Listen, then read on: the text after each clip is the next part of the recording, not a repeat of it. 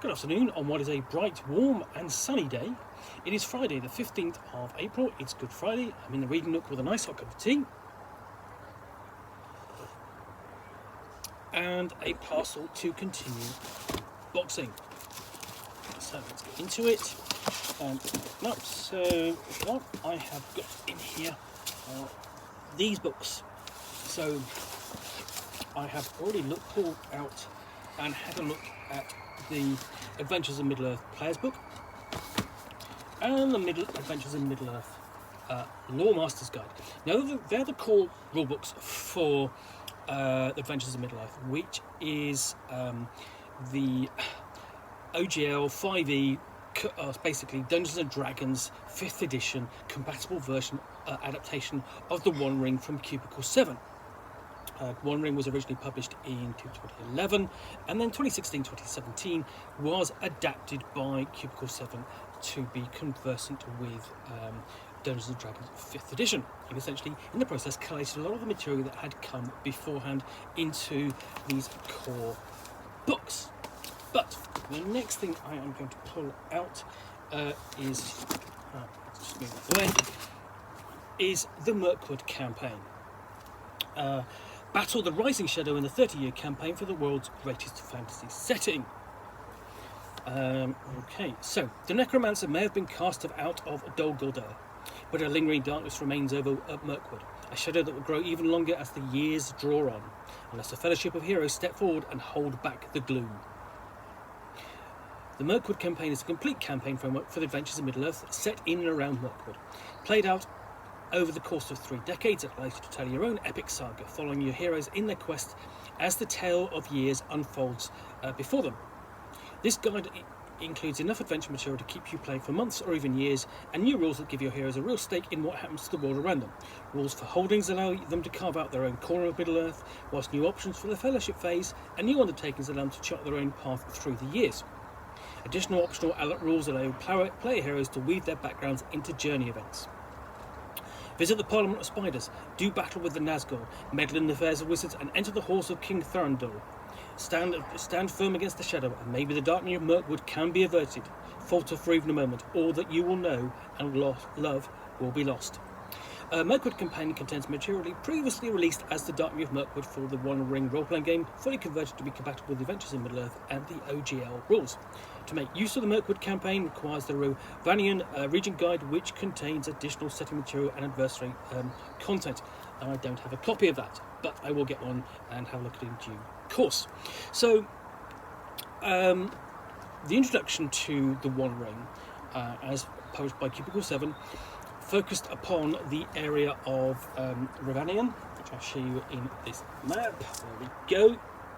Okay, so this area, the area to the east of the Misty Mountains and Mirkwood, and as far north as Erebor and Dale, and essentially the area explored in the events primarily of The Hobbit. So it did this essentially through the first the One Ring core rulebook, and then through the Tales of Woodland setting and its accompanying Tales of Woodland setting and anthology of 6 Scenarios, which themselves formed a base campaign, and very good it was too. We have played through that, had a great fun in enjoying that, really good fun, and then they published Adventures in then they published the Darkening of Mirkwood, which is really kind of the culmination of all the content for the Rovanian region, and in that you see the return of essentially Sauron and the influence of his shadows creeping out of Dol Guldur across the land, and the player characters having to confront this over the course of the years as it gets darker and darker, essentially prefiguring the events of the Lord of the Rings themselves, in itself. And it's a very good campaign. It's very dark. It's literally the Darkening of Mirkwood, but it's dark in tone, and there's an insidious feel to the shadow, and it's corruption that almost feels Lovecraftian. So when I did actually review it for the for the Darkening world. Well, I said it's basically the nearest thing you could get to a Lovecraft, basically a Call of Cthulhu fantasy campaign. But let's have a look and see what's in this version. So we get into the Mirkwood campaign and its outline. And all the artwork in there I really like because it's very earthy, it's got a very verdant feel to it. It's not high fantasy, which often some people think of as Middle-earth. This version of Middle-earth is not, but it's much more earthy. It's literally earthy and down to earth, I would say. So we get into the campaign goal and playing from year to year, at year's end, and looking at the passing years, because this campaign takes place over 30 years, and unless you are playing certain player characters, you will not be playing the same characters that you started with at the beginning of the campaign. Certainly not the humans. Humans tend to have a sort of like an adventuring career of about 12 years. So we've got a list of the character rewards in here, and holdings. So holdings are areas which the player characters themselves can open up and run to the benefit of their community. And then we get into the Chronicle, which goes over the course of the years for the campaign, beginning in 2947, not long after the Battle of the Five Armies, and then we go up through the years and again and again. And we're basically going over some of the years that sort of prefigure the period of when the One Ring starts, and then going further onwards, and then we'll get into 2948, and that's really when the campaign begins, with the folk moot at Rosbigel. Probably have a chance to meet Radagast the Brown, and also all the wood folk there. So it's going through year by year and highlighting the events of those years and what the player characters can get involved in. So here we go. We get to 2950, adventuring phases and other events going on. Basically tracking it through the years on and on, building and building, until we get options here. Journeying events for the Fens of Dol Guldur, and actually entering Dol Guldur, and then actually and then sort of like facing the return of the shadow, and it begins to creep back into the region out of Dol Guldur and into further out across Mirkwood. So yeah, lots of content, and you really kind of need at this point to, I suppose you do need need a sort of background of the Rovanian region guide to sort of like take your players across the region where this adventure takes place. So literally, let's have a look. So year 2953, this is for heroes of level 6 or 7, and you've got that completely all the way through. What level each of these encounters and sort of like events are designed for. The adventuring phase, where they face the beast of the forest, whilst the fellowship of the phase are searching for answers connected to with these events.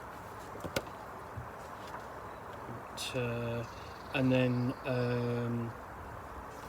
discovering sort of like a couple of lamps here, and how they work, and that basically their light will cast back the shadow, or at least help to.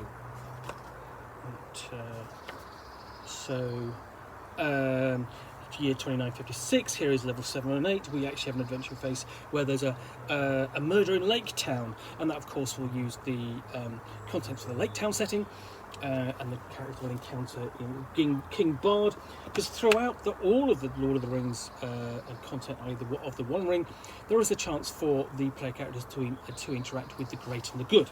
So in this instance, it's King Bard. Elsewhere, it might be Radagast the Brown. There are chances to meet Bjorn and so on. But here we have a nice shot of Lake Town. Then we get into 2957. We've got a Siege of the Black Tarn Hall, and with all of this, you have the continuing feel of things going awry, something dark, a darker influence of the region. And at the end of the period, we actually have an encounter here. I don't know if this is spoilers, but yes, okay, this book's been out for a while, and it's not in print anymore. So we actually have Saruman revealed in all his wrath, and as a fellowship phase undertaking, the player characters get to confer with Saruman, and that's really interesting because if you're playing this is the year 2957. You know that in sort of like in another 20-30 years, Saruman will be revealed as one of the allies of Sauron. So your players are, have all this foreknowledge, but still, they can't use it. It's just interesting that, okay, at this point, I have to roleplay this. This is what I would actually do because Saruman is actually serving, working against, as far as we know, working against the forces of the Shadow. And then in let's see, 2958, we have the Parliament of Spiders. You have to actually go and play characters to go and address the Parliament of Spiders. And what's fantastic about this, again, that's not something you would normally think about doing in your a courtly event is, say, for example, meeting King Bard or the Steward of Gondor, something like that. But here, it's much darker. It's had an interesting call upon the player characters, and their previous experience with spiders is unlikely to be positive, as they are quite the hunters. And then 2961, encountering the trolls out on the road, very hobbity, of course. The fellowship, basically, I say the fellowship, the group of dwarves and Gandalf that Bilbo around to Travelwood, running into some trolls, and this giving them a chance to do that also. Let's have a look. And again, a lot of this actually focuses around sort of like a magical item, an artifact, the lamps, which will have the bright light that is bright enough to cast back the shadows, and there's a constant control over it to see who's got the lamp that doesn't fall into the possession of evil, so it gets stolen. Basically the player characters have a nasty battle against wargs.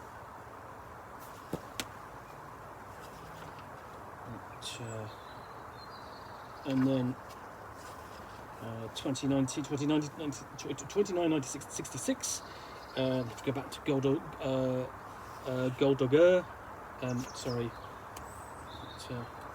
Return to Dol Guldur. Sorry, easy to get that mixed up. And try and steal the lamp back. As you see, it's being carried down the backs of orcs.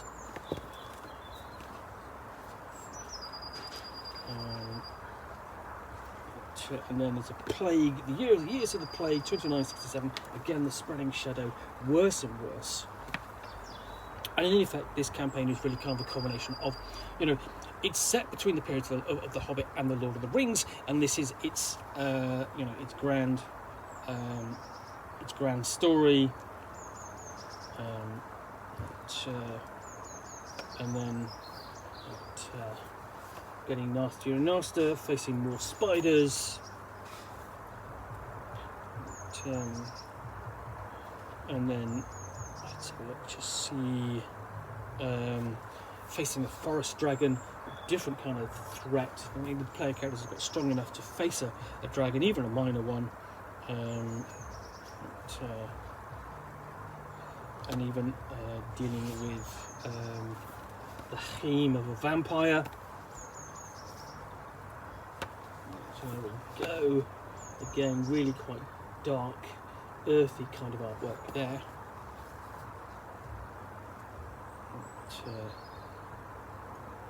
And then we've got to go out and help Bjorn on one of his hunts.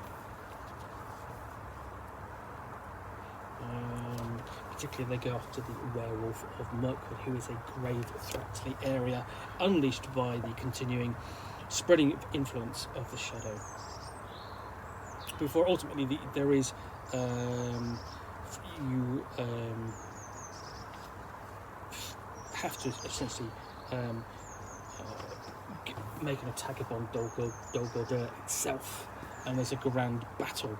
And this is a major event in all the player characters' lives, and it will be remembered by them. But it's in some ways it's a minor footnote in the grand scheme of things. But nevertheless, it's still important. And then we've got the Nazgul of Dol Guldur. So we've got the Lieutenant of Dol Guldur, unclad and uninvisible. So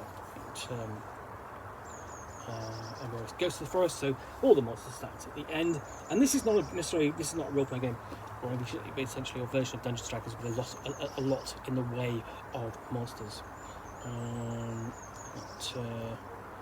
And then we have journey events, and these are the Gloom of Mirkwood hides not only good, great evil, but sometimes great beauty. The Forest Alive. Secret fears and cares of the travellers always carry them manifest within the forest. The following journey event tables of optional rules integrate with the basic events as they travel. So these can provide extra colour for the player characters as they journey through Middle Earth. And it's what's important here. It plays into the aspect of Middle Earth where journeys are great undertakings, even relatively minor ones.